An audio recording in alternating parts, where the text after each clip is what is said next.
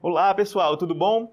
Estamos começando aqui mais um aulão do Enem Não Tira Férias, certo? Esse projeto, esse programa aí do governo do estado do Ceará, junto com a Fundação Demócrito Rocha, certo? E a gente está trazendo aí para vocês várias aulas, vários elementos aí para ajudar, auxiliar vocês, né, a fazer uma excelente prova do Enem lá em novembro, né? Então a gente já está se preparando a partir de agora. Eu me chamo Roger, eu sou professor, né, de língua portuguesa, formado na Universidade Federal do Ceará, né, em letras português, com especialização em literatura, ensino de literatura.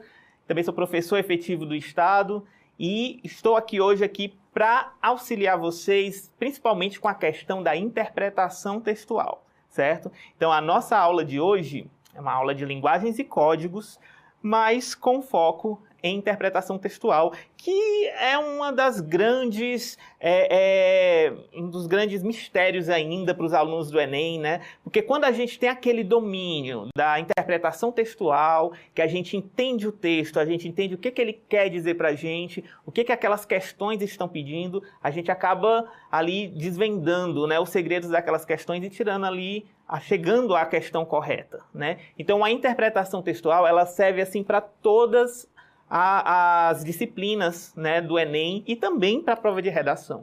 Então, quando você tem esse domínio, essa facilidade em entender o texto, destrinchar, né, ver ali o que ele está querendo dizer para você, tem essa calma, né, para interpretar ali o que a questão quer, fica muito mais simples, muito mais fácil de resolver essa questão e chegar ali a um bom resultado, tá? Então, hoje a gente vai aí trabalhar um pouquinho em cima disso, tá bom? Mas, como é um tema muito amplo, né, eu resolvi aqui hoje fazer um recorte para a gente trabalhar essa interpretação de texto numa temática, tá? E a temática que a gente vai usar é essa daqui: equidade de gênero e proteção às mulheres no Enem, né? É um olhar sobre como essa temática sempre fez parte, né, da avaliação do Exame Nacional do Ensino Médio, né?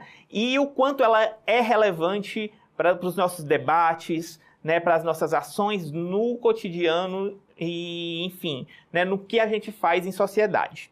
Então, hoje a gente vai ver algumas questões envolvendo essa temática da equidade de gênero, certo? E vamos ver como ela aparece, né, em diferentes questões e diferentes anos do Enem, e como a gente pode trabalhar com elas em futuras questões que podem vir a cair aí na prova desse ano, tá bom? Então vamos lá, mas antes de tudo, quando a gente vai trabalhar uma temática, quando a gente vai estudar, na verdade, né, a gente precisa saber ter um foco, né? Se a gente definir o tema equidade de gênero, vamos entender o contexto desse tema. O que é essa equidade de gênero, né? O que ela envolve, o que ela engloba. Então, eu vou fazer aqui um pequeno resumo, pequeno mesmo, porque o assunto é extenso, mas vamos fazer aqui um pequeno panorama, né, sobre essa questão da equidade de gênero, entender o que é gênero, para a gente poder chegar às questões, certo? Então, os direitos das mulheres, o feminismo e a participação feminina no mercado de trabalho são assuntos que caem cada vez mais, não só na prova do Enem, né, mas em diversas outras provas, concursos, né? Então, a gente tem que estar sempre ali por dentro dessa questão das leis, dos direitos, né? E desse assunto em si, né, que está aí acontecendo todo o tempo nas mídias. Por isso, vamos contextualizar aqui um resumo sobre o assunto e analisar 7 questões que o exame já cobrou sobre essa temática de desigualdade de gênero. Então vamos agora contextualizar. Vamos começar contextualizando o gênero, certo? O conceito de gênero, ele refere-se à construção social, né, ao invés do sexo biológico. A gente às vezes confunde isso, né? O gênero, em outras palavras, significa que a maneira de ser homem e de ser mulher é orientada pela cultura, né, de determinada sociedade. Isso significa que homens e mulheres, eles são moldados de uma determinada forma desde crianças, né, de acordo com o ambiente que eles estão inseridos. Existem diferenças de comportamento entre mulheres de diferentes países, por exemplo, né? Por exemplo, as mulheres islâmicas têm um jeito de se vestir, de se portar, as mulheres asiáticas, as mulheres brasileiras, né? Então, essa diferença do comportamento da mulher, do gênero feminino, ele vai mudando ali de acordo com a cultura, né? Com o país. Do mesmo modo, os homens, né, de séculos atrás não se expressavam da mesma maneira que é hoje em dia. Essas diferenças seriam impossíveis se o comportamento dos homens e mulheres fosse uma característica determinada apenas pelo sexo biológico. Então não é uma construção social, a questão de gênero. Tá? Em decorrência, né, do gênero, há também modos e locais específicos de trabalho e de circulação, além de expectativas sobre as quais atividades devem ser desempenhadas.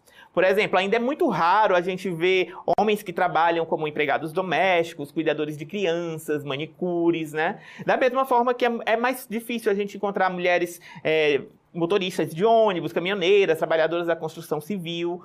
Hoje em dia é bem mais amplo esse mercado, né, para essa questão do gênero, mas ainda é difícil, né? Essa questão do trabalho, das profissões, ainda é muito ali determinada, né, marcada por essa questão do gênero ainda. Com a frase "não se nasce mulher, torna-se mulher", da pensadora francesa Simone de Beauvoir, ela não está se referindo ao sexo biológico, mas à construção social do gênero, né? Não existe nenhum fator natural que determine papel social que a mulher deve representar. Pelo contrário, a mulher ela é ensinada desde pequena que deve agir conforme as expectativas do gênero imposta pela sociedade para ela. Né? Que a mulher ela tem que casar, que ela tem que ter filho, que ela tem determinadas profissões que ela pode seguir, determinados tipos de roupas que ela deve vestir. Então, tudo isso é algo que... Até as cores, né? Tem essa discussão das cores também. E tudo isso é colocado ali desde de pequeno, né? É ensinado para as meninas. Mas nada disso é um fator natural, que a criança nasce sabendo que tem que fazer isso. Ela é ensinada isso. Então, essa questão do nascer mulher, tornar-se mulher, vai muito na questão aí do social, da construção social. Isso é muito importante a gente estar ciente para, na hora de responder, de analisar as questões que vão vir pela frente. E aí eu já adianto para vocês uma dica muito importante, né? Que quando você for ler essas questões, analisar esses textos, por exemplo, um texto de Simone de Beauvoir que cai no Enem, um trecho de uma fala dela, de um escrito da Simone. Você pode não concordar no seu íntimo, né? No seu pessoal, você pode não concordar com o que ela está dizendo. Mas para responder aquela questão, você precisa entender a mente da autora, o que ela está dizendo naquela questão, né? O que ela está expressando ali para você poder chegar na resposta que a questão pede. Né? Então a gente precisa disso tanto na hora de escrever a redação como na hora de interpretar as questões. Né? Não querer ultrapassar o autor do texto ali que está sendo lido. Né? Você tem que entender o que ele quer dizer, aonde que ele quer chegar e tentar ali dialogar com esse texto, com o pensamento do autor.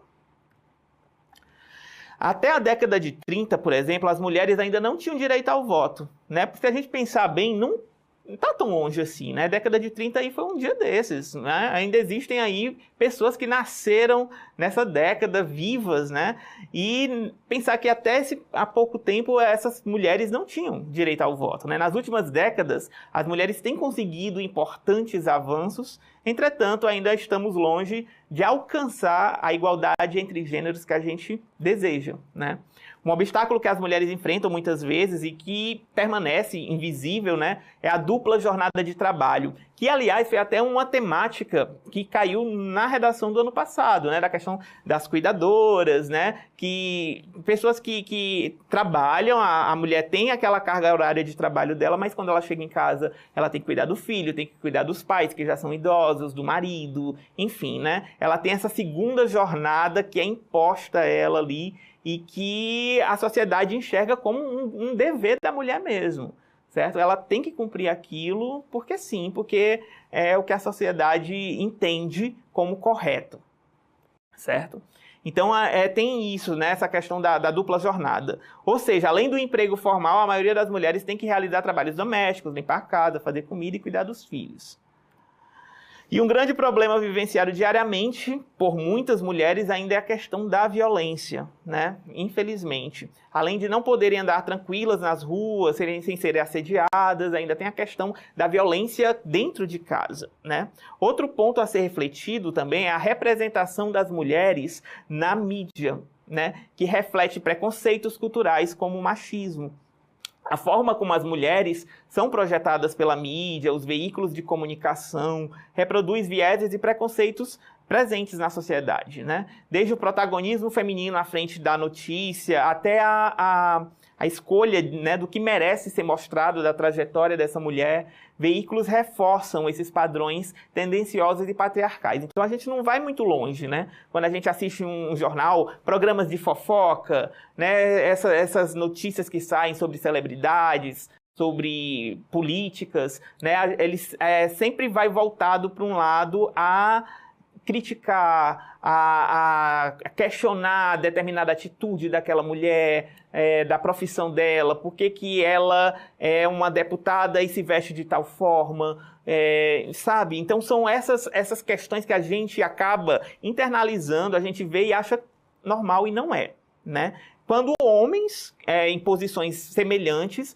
não são definidos, né, por essas características, são exaltadas outras coisas, né? Então, quantas vezes que a gente não vê aí pais que fazem o mínimo, né, por seus filhos e são exaltados, enquanto as mulheres, né, não, né, elas têm que ser a mais.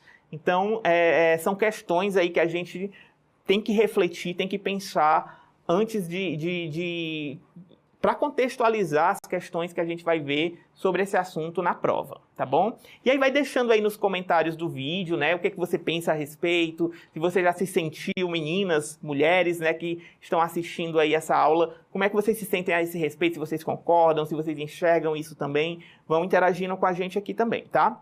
E agora vamos para as questões. Vamos analisar aqui algumas questões, 7 questões que eu separei para vocês, sobre essa temática, e aí a gente, dentro dessas questões, a gente vai ver aqui como estratégias de interpretação com base no que a gente tem aqui para analisar. Então, essa questão aqui, ela é do Enem de 2016. Então, em 2016, a gente já tinha essa temática aqui já sendo trabalhada na prova do Enem. E aqui temos 2 textos, né? Temos um texto, uma imagem, né, visual, que aqui tem uma mulher, né, vocês podem analisar aqui que tem uma mulher, ela vestida aqui com um uniforme espacial e segurando uma garrafinha aqui de Limpol, enfim, né, de produto de limpeza. E aí ainda tem a tradução, né, do que vem escrito: as mulheres do futuro farão da Lua um lugar mais limpo para se viver. Isso aqui é uma propaganda dos anos 30, né? E a gente já vê aí, hoje a gente vê isso como um absurdo, né? Mas na época não. Então eles, para vender a marca, né? Essa marca era associada às mulheres donas de casa, que eram elas que compravam, né? Os maridos compravam para suas mulheres poderem limpar a casa. Então dava essa ideia, né? Porque estava na época ali do homem, da primeira ida ao homem ao espaço, o homem chegando à Lua. Então fizeram essa associação aí com a imagem da mulher chegando à Lua, a mulher do futuro, para limpar, né? Olha aí. E aí vamos para o texto 2. O texto 2 diz assim: metade da nova equipe da NASA é composta por mulheres. Metade da nova equipe da NASA. Muita gente. Até hoje, cerca de 350 astronautas americanos já estiveram no espaço, enquanto as mulheres não chegam a ser 1/3 desse número. Após o anúncio da turma composta por 50% por mulheres, alguns internautas escreveram comentários machistas e desrespeitosos sobre a escolha nas redes sociais. Então aqui é um texto que ele fala, né, dessa questão das mulheres na NASA, das mulheres que vão ao espaço, que é um número ainda muito pequeno, mas que tem essa classe que foi aberta com 50% dela de mulheres. E aí os internautas viram isso como uma afronta, né? Levaram ali para o lado do desrespeito mesmo, fazendo comentários comentários desrespeitosos aí a respeito dessas mulheres. E aí vem a pergunta, né? A comparação entre o anúncio publicitário lá de 68 e a repercussão da notícia em 2016, dessa notícia em 2016, mostra a... E aí tem equiparação de papéis nas relações familiares. A gente encontra essa palavra, relações familiares, nos dois textos. Será que faz parte do contexto aqui da questão? Vamos para outra. Manutenção de estereótipos de gênero. Então, o que ele quer dizer com isso? Né? Que ambos os textos mostram, né, tanto do passado quanto de 2016, que ainda permanece essa questão do estereótipo da mulher não ser adequada para determinados locais, né? Não ser adequada aqui, no caso, para a NASA. Né? Então, esses estereótipos ainda permanecem, infelizmente. É o que está escrito aqui na B. Vamos para C. Ambição de indústrias patrocinadoras. Em momento nenhum ouvi falar de indústrias patrocinadoras aqui nos textos. Não é a questão, não é o que ela está pedindo. Né? Não é o que a gente encontra nela. Letra D. Qualificação da atividade doméstica. E letra E. Elitização da carreira científica. Então aqui, a gente olhando aqui a grosso modo, né, a gente enxerga que o quê? O que mais se encaixa com o contexto dessa questão, que compara o absurdo, né, dessa propaganda da mulher que é colocada como a que vai limpar, e a questão das mulheres rejeitadas lá pelos internautas, né, nessa classe da NASA, mostra essa questão desse desespero dos homens e dessa manutenção de estereótipo de gênero. Né? Então aqui a gente tem a letra B como uma questão correta, certo? Letra B. Ok? Então vamos lá. Seguindo. Em 2020, temos a seguinte questão. Nas últimas décadas, uma acentuada feminização no mundo do trabalho vem ocorrendo. Se a participação masculina pouco cresceu no período pós-1970, a intensificação da inserção das mulheres foi o traço marcante. Entretanto, essa presença feminina se dá mais no espaço dos empregos precários, onde a exploração, em grande medida, se encontra mais acentuada. Então vamos ver aqui, né, essa questão aqui já no texto. Né, ele diz que o mundo do trabalho está mais aberto às mulheres ultimamente. Né? Enquanto a participação do masculina permaneceu ali naquela linha, né, sem muito crescimento, as mulheres começaram a crescer no mercado de trabalho. Só que quando a gente vai analisar os empregos que essas mulheres estão conseguindo, os salários que elas estão recebendo, é bem inferior aos homens. Né? Então elas são designadas para trabalhos ali que não valorizam o talento ou que não pagam, né, o que se deve para aquelas mulheres porque elas estão ali exercendo. Tá bom. Então essa aqui é o cerne da questão. A transformação descrita no texto tem sido insuficiente para o estabelecimento de uma condição de igualdade de oportunidade em virtude das. Certo? Então vamos ver aqui de novo. Ó. Essa transformação do mercado de trabalho, de ter mais mulheres, né, do que antigamente, hoje em dia tem mais, ela ainda é insuficiente, né, para esse estabelecimento de igualdade. Por quê? Por que ainda é insuficiente? Por que temos mais mulheres no mercado, mas não é o suficiente na questão da igualdade junto aos homens? Vamos ver os itens. Letra A. Disputas na composição sindical e da presença na esfera político-partidária. Muitas vezes vocês verem esses textos assim, né, parece um pouco confuso e tal, você talvez não consiga captar tudo que ele está dizendo ali, não seja muito do seu repertório, mas aí você mantenha calma, vamos ver os outros itens. Né? Letra B. Exigências de aperfeiçoamento profissional e de habilidades na competência diretiva. Então, exige um aperfeiçoamento profissional maior dessas mulheres. Letra C. Manutenção do status quo gerencial e dos padrões de socialização da mulher. Então, aqui ele quer dizer o quê? Que ainda tem essa manutenção. Né? A mulher, ela têm mais oportunidades de emprego, só que esses empregos aí mantêm ainda um status quo, mantém aquele status de que o homem ainda assume posições maiores, que ele recebe salários melhores, né? Tem um padrão ali de socialização da mulher. A mulher pode chegar até aqui, né? É basicamente isso que essa questão está dizendo, esse item. Letra D, estagnação dos direitos adquiridos e anacronismo da legislação vigente, né? Ele está querendo dizer aqui o quê? Que a legislação vigente ainda é muito antiquada, o que não é verdade, né? Não tem esse anacronismo. Ela está sofrendo mudanças, ela está ali tendo aperfeiçoamentos, mas é mais a questão do social mesmo que ainda permanece ali travando essas mulheres, né? Esse status das mulheres. Letra E, desestruturação da herança patriarcal e das mudanças no perfil ocupacional, certo? Então aqui, para essa questão, a letra C, ela se encaixa melhor, porque ela confere para nós, né, o que exatamente a questão está pedindo. O que é que ainda é insuficiente? Por que essas mulheres não estão conseguindo essa igualdade junto aos homens no mercado de trabalho? Devido a essa manutenção ainda do status gerencial, né, de que os homens, esse padrão que os homens ainda têm mais profissionalismo, ou eles têm mais capacidades do que as mulheres, o que é uma grande mentira. Então, letra C aqui para essa questão. Vamos lá, vamos para mais uma. 2017 agora.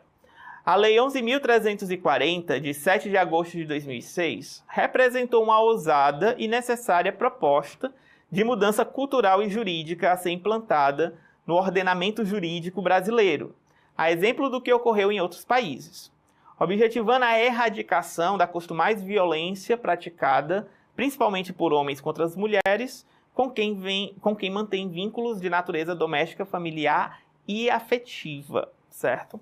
Então aqui essa lei, né, a Lei 11.340 aí de 2016, de agosto de 2016, ela é aquela lei que a Lei Maria da Penha, né, que é muito difundida, que vocês conhecem bem, é trabalhado nas escolas, tem a Semana Maria da Penha nas escolas, né? Então vocês conhecem bem do que se trata a lei, para que ela serve, os direitos que ela garante. Então foi um grande avanço, né, na política, na sociedade brasileira, a existência dessa lei para garantir alguns direitos, ainda poucos, para essas mulheres que sofrem essas violências. Então a vigência dessa norma legal, de amplo conhecimento da sociedade, revela a preocupação social com a... Qual é a preocupação social aí que dá tanta força, né, para a existência dessa lei? Ah, só uma coisa, antes de irmos para as questões, em momento nenhum no texto, né, ele fala da Lei Maria da Penha, mas lá, ali na descrição do texto, né, aqui embaixo, vem dizendo, ó, Lei Maria da Penha comentada. Então aí já dá para você, se você estava na dúvida, você tem a certeza aqui. Então tudo que está aqui na questão é importante. Então leiam tudo, vejam tudo para vocês poderem, né, estar sempre aí tendo ciência do que vocês estão fazendo, do que vocês estão lendo, certo? Então bora para as questões. Letra A. Ruptura dos laços familiares, integridade dos filhos menores, partilha de bens comuns, dignidade da pessoa humana e conservação da moralidade pública, né? Então, a vigência dessa norma, existia essa lei Maria da Penha, né, de amplo conhecimento da sociedade, mostra que a sociedade está preocupada com o quê, meu povo? Né? Em manter a dignidade da pessoa humana, principalmente das mulheres, né? Não tem nada a ver com ruptura de laços familiares. Essa lei nada rompe esses laços, na verdade, né? Ela dá ali direitos às mulheres a existir, a não serem vítimas desse tipo de violência. Não fala em momento nenhum de integridade de filhos ou de partilha de bens e muito menos de moralidade. Então temos aqui a questão da dignidade e aí a nossa questão correta aqui é a letra D de dado. Ok? Seguindo, já chegamos aqui mais atual, ó, 2021, né? Essa questão também é bem interessante. Mulheres naturalistas raramente figuram na corrida por conhecer terras exóticas. No século XIX, mulheres como Lady Charlotte Canning eventualmente coletavam espécimes botânicos, mas quase sempre no papel de esposas coloniais, viajando para locais onde seus maridos as levavam e não em busca de seus próprios projetos científicos. Então a gente analisa, né? A gente pensa assim, que até pouco tempo atrás, até para essas mulheres cientistas, botânicas, né, naturalistas, elas só podiam exercer essa atividade, essa profissão, essa vocação que elas tinham, né, em investigar, em serem mulheres cientistas, né, se elas estivessem ali na companhia do marido, né? Então essas mulheres, elas viajavam para outras terras, conheciam outras culturas, outra natureza, né? Investigavam isso, mas junto aos maridos, né? Elas só tinham essa oportunidade se elas fossem esposas de coloniais viajando para locais que eles as levavam, né? Então as primeiras mulheres cientistas vieram aí nessa pegada, né? De ainda assim ter essa cultura patriarcal, machista ali junto delas, né? Mas aí elas foram abrindo caminhos para as mulheres cientistas de hoje. Então aí, no contexto do século XIX, a relação das mulheres com o campo científico descrita no texto é representativa da substituição das atividades domésticas. Então essas mulheres, elas entravam no campo científico para substituir os trabalhos de casa. É dito isso no texto? Não lembro. Vamos para B. Incorporação das estratificações sociais. Aí você me pergunta, o que é essas estratificações sociais, né? É uma incorporação dessas essas normas sociais que as pessoas têm que cumprir, determinados locais que é estabelecido para ela só pode ser aquilo. Letra C. Afirmação de igualdade de gênero. Letra D. Transformação dos espaços de lazer. Ou letra E, superação do pensamento patriarcal, certo? Então, a relação das mulheres com o campo científico, descrito lá em cima, né, representa o quê? Essa incorporação do quê? Do papel da mulher, de onde ela tem que estar, dessa estratificação social que a mulher é colocada, certo?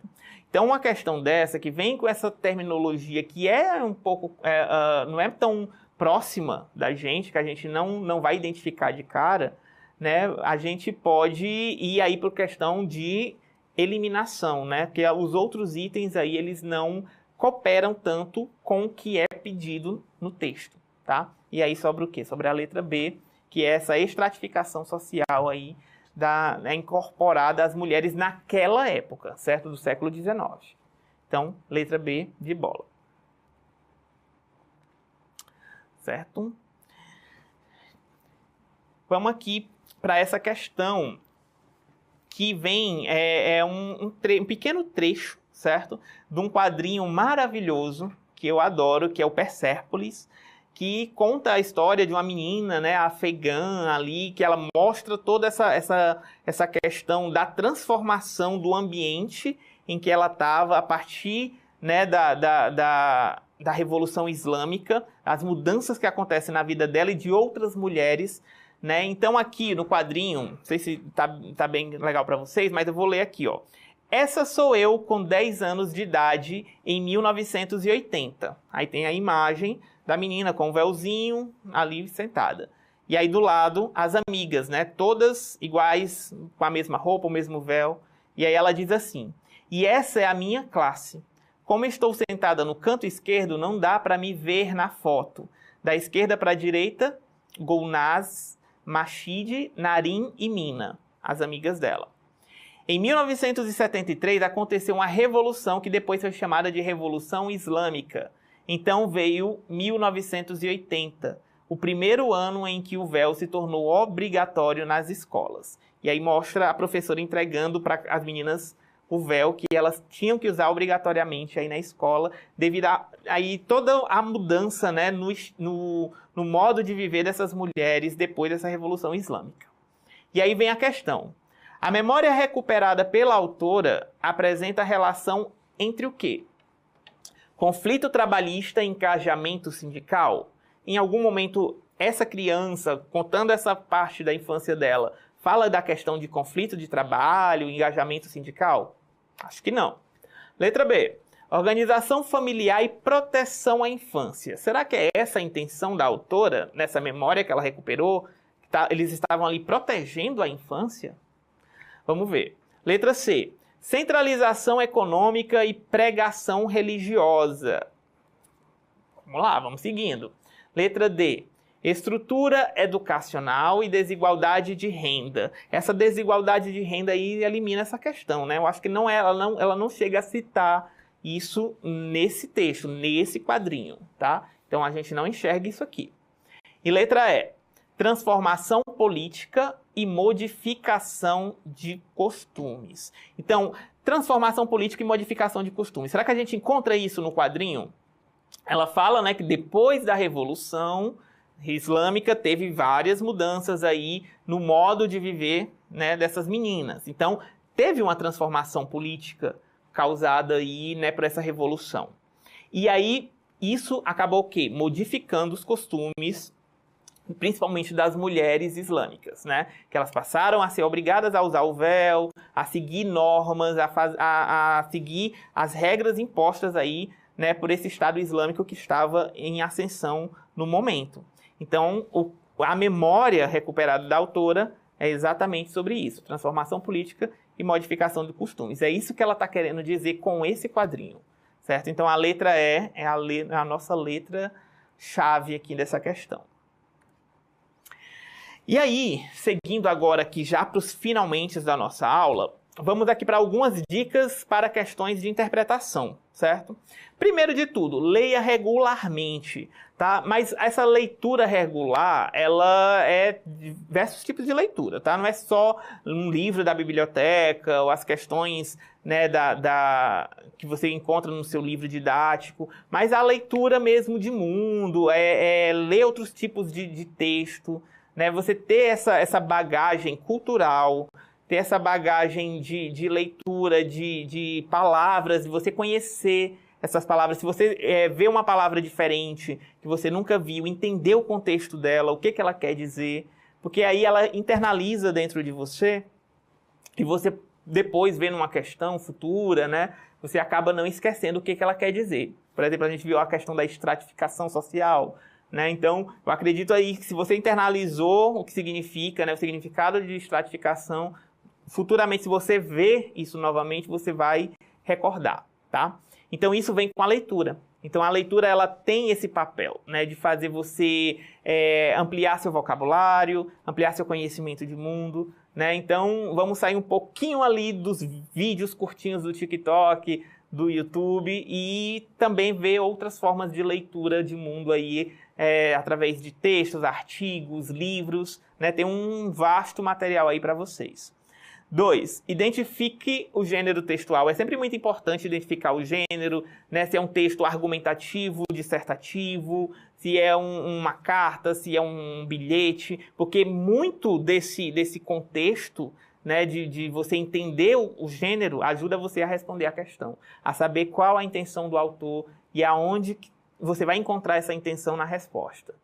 Faça anotações, né? Eu sei que o Enem é uma prova de tempo, né? Que você precisa controlar o tempo, saber ali, investir o seu tempo nas questões, mas é sempre importante você deixar ali pequenas anotações e enquanto você lê e fazendo, né, os seus rascunhos ali para ajudar você a remeter ali nas respostas, aonde que eu encontrei isso aqui no texto, aonde que eu posso encontrar no item dentro do texto que pode me ajudar a responder, certo? Então, anotação, sublinhar, é sempre muito importante aí. Eu adoro fazer isso quando eu estou estudando, né? Porque eu sempre sei que em algum momento aquelas anotações ali vão servir para eu retomar alguma coisa do que eu estou lendo.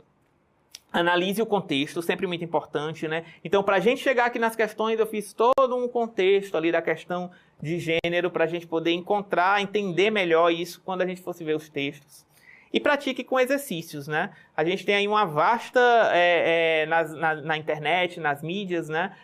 Questões do Enem para responder, questões de provas passadas ou questões feitas por professores, né? Tem diversos aí programas que ajudam vocês a estudarem. Então, a gente não pode dizer que está desprevenido quanto a isso, né? É só saber procurar, saber reservar um tempo legal para poder praticar esses exercícios e estudar mais.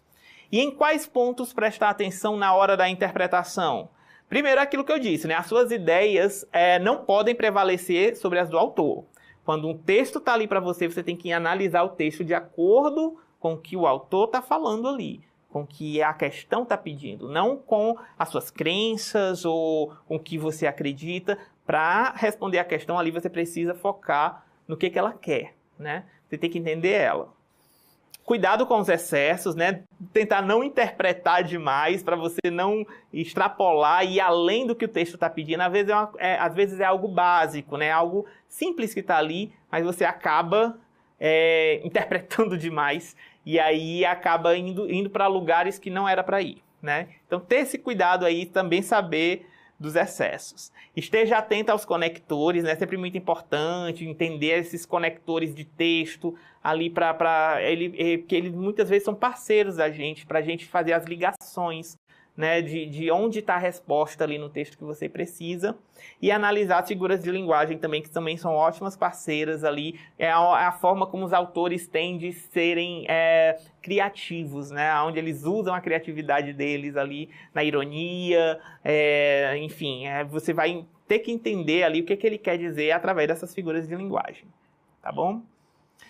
E aí, agora, eu me despeço de vocês, né? Foi um momento, assim, rapidinho para a gente poder fazer essa troca, trazer esse assunto aqui em foco, mas é importante que trabalhe sempre essa temática, discuta com seus colegas, procure artigos, leiam textos, né? Se você acha, assim, que uma temática está muito em voga atualmente, que pode cair no Enem, questão climática, questão de desigualdade de gênero, questão de racismo, né? Então vamos ler textos a respeito disso, vamos ver programas, ver vídeos que falem a respeito para você se aprofundar mais e ter bagagem para num futuro, numa futura redação, numa futura questão de Enem, você já ter isso internalizado dentro de você. Tá? E manter essa prática, né? A leitura e a interpretação, ela não cai assim nas nossas mãos, né? Ela é uma prática que você faz todo dia. Todo dia você tirar um tempinho para ler, para interpretar, para ver questões e tal, não se torna cansativo, né? E também já prepara você aí para o que vem pela frente. No mais, eu me despeço por aqui. Desejo uma excelente prova para vocês, excelentes férias também, né? A gente está aí estudando nas férias, mas lembrando aqui que lá na frente isso vai fazer a diferença. Mas também tire um tempinho aí para relaxar, para ver uma série, para ver um filme. Olha as nossas dicas que estão aí nas redes sociais da Seduc, que a gente está com várias dicas aí também de filmes, séries legais, bacanas que podem ajudar vocês, podcasts e tal. Então usufruam de tudo que vocês têm aí nas mãos, aproveitem essa oportunidade e eu tenho certeza do sucesso de vocês aí nessas provas mais adiante, tá bom? Um grande abraço, boa sorte e a gente se vê.